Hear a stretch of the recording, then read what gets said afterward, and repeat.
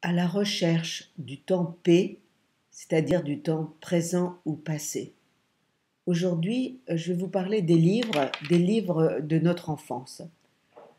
Je suis allée avec Jules au parc Georges Brassens, où tous les samedis et dimanches, il y a une foire aux livres d'occasion. Il y va souvent parce qu'il recherche pour sa collection l'univers des formes dirigé par Malraux.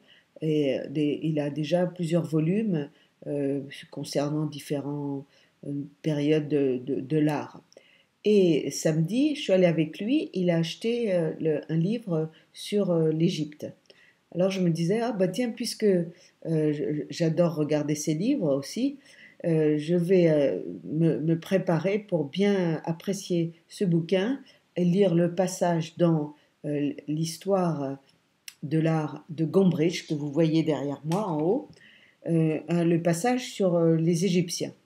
Et c'était très intéressant. D'ailleurs, je vous ferai peut-être une petite vidéo là-dessus sur les formes d'art et rattachées à l'impressionnisme.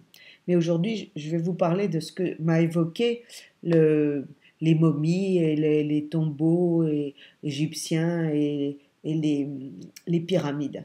Ça m'a évoqué un livre que ma mère recommandait, c'est-à-dire c'était un des livres favoris de son enfance, c'était le roman de la momie de Théophile Gautier, qu'elle m'a poussé à lire, que j'ai lu. J'ai pas, il n'a pas déclenché le même enthousiasme en moi, mais je voyais bien qu'à l'époque, peut-être que les momies, ça évoquait quelque chose de merveilleux, peut-être comme plus tard les dinosaures. J'ai vu beaucoup d'enfants, c'était les dinosaures. Là, c'était les momies. Et donc, j'ai lu ça, et tandis que mon père, lui, le livre de son enfance qu'il recommandait toujours, et que j'ai lu aussi, avec un peu plus disons, de plaisir, c'était Les Trois Mousquetaires d'Alexandre Dumas. Alors, ces livres, surtout ce livre sur le roman de la momie, ça m'a rappelé, moi, mon passé, quand un associé, un autre avocat, un associé d'Alan, mon mari américain, m'avait raconté que sa femme avait écrit un livre sur encore une histoire d'Égypte ancienne. Et elle avait été publiée par un bon éditeur, enfin un éditeur connu. C'était un français, c'était en français. Et je lui dis, mais est-ce que ta femme a vendu beaucoup de livres? Il dit, oh oui, quelques centaines. D'ailleurs, c'est moi qui les ai achetés, ils sont dans une cave. Ça me donnait déjà une idée de la difficulté de vendre des livres. Et j'ai acheté son livre, je l'ai lu. C'était franchement, c'était pas du Proust, dirons-nous gentiment. Alors,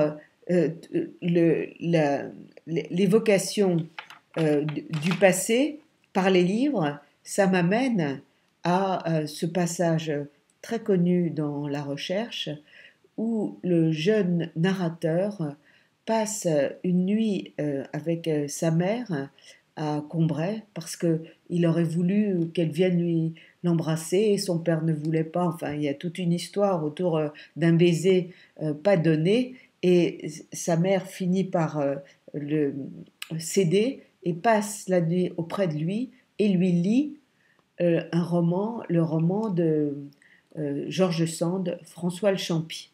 Alors George Sand, ça me ramène aussi, puisque toujours c'est lié tout à Saint-Sévère sur Indre, qui est donc dans le Berry, et George Sand était toujours cité comme c'était le grand écrivain du Berry. Alors le passage que je vais vous lire, c'est dans Le Temps retrouvé, où le narrateur qui est en train de découvrir, enfin du moins d'en être certain qu'il a une vocation d'écrivain, évoque des passages de mémoire involontaire, dont la plus connue est naturellement La Madeleine. Mais François le Champy en est un autre aussi.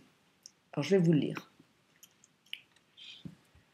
Si je reprends, même par la pensée, dans la bibliothèque, François le Champy, immédiatement en moi, un enfant se lève, qui prend ma place, qui seul a le droit de lire ce titre, François le Champy, et qui le lit comme il le lut alors, avec la même impression du temps qu'il faisait dans le jardin, les mêmes rêves qu'il formait alors sur les pays et sur la vie, la même angoisse du lendemain. Que je revois une chose d'un autre temps, c'est un autre jeune homme qui se lèvera.